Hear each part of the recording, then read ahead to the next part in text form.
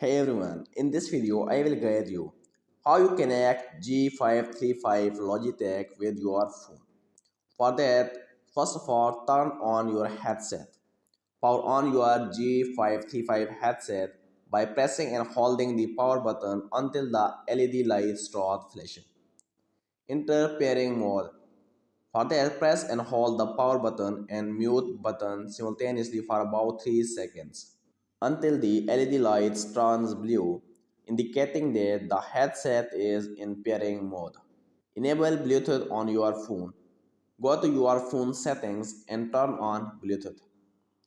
For search for any devices, look for G535 in the list of available devices on your phone.